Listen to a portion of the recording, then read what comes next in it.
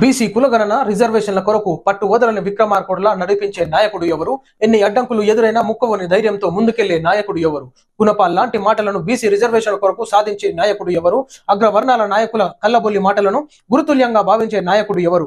చిరునవ్వుతో ఎంతటి వారికైనా సమాధానం చెప్పగల నేర్పరితనం ఉన్న నాయకుడు ఎవరు?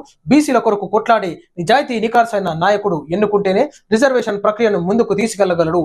నాయకత్వలేమితో ఉన్నన్ని నాళ్లు అగ్రవర్ణాలు అలుసుగానే ఉంటాం. పంతాలు పట్టింపులు పక్కన పెట్టి అందరం కలిసి రిజర్వేషన్ల కొరకు పోరాటం చేద్దాం.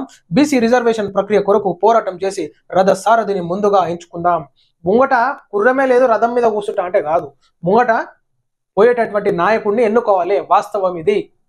పగ్గాలు పట్టుకొని ఉత్త ఇట్లా అంటే కాదు, ముంగట ఉరికేటటువంటి నాయకుడు కావాలి, ముంగట ఉండి నడిపించేటటువంటి నాయకుడు కావాలి. రథం ముంగట పోవాలంటే ముంగట గుర్రాలు ఉండాలి. ఇక గుర్రాలు లేవు, ఇక ఉద్యమం చేస్తా అంటే కాని పని. నికార్సైనటువంటి నాయకుడు, నిజాయితీ గలటువంటి నాయకుడు కావాలి. సో ఖచ్చితంగా ఈనాడు తెలంగాణ రాష్ట్రంలో బీసీల ఉద్యమం ఉవ్వెత్తునెగుస్తుంది. సో ఈనాడు కాంగ్రెస్ పార్టీ పిసిసి అధ్యక్ష పదవి చేపట్టినటువంటి మహేష్ కుమార్ గౌడ్ గారికి ఉత్తగా రాలే పదవి. ఈనాడు బీసీల ఉద్యమం జరుగుతుంది కాబట్టి, బీసీలను అణచివేసే దిశగా ఉన్నది కాబట్టి ఈనాడు సోషల్ మీడియాలో వైరల్ అవుతున్నది. బీసీలు మీటింగ్లు ఏర్పాటు చేసుకుంటున్నారు, సభలు ఏర్పాటు చేసుకుంటున్నారు. కాబట్టి ఈనాడు మహేష్ కుమార్ గౌడ్కి పిసిసి అధ్యక్ష పదవి రావడం జరిగింది, ఊకేం రాలే. సో ఇట్లనే రాజకీయ అవకాశాలు సంపాదించుకోవాలి, ఉద్యోగ అవకాశాలు సంపాదించుకోవాలి.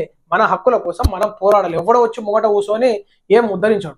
మన హక్కులను మనం కాపాడుకోవాలంటే ఉన్నటువంటి బీసీలో ఉన్నటువంటి కుల సంఘాలు అయితేనేమి ప్రతి ఒక్కరు ముందుకు రావాలి.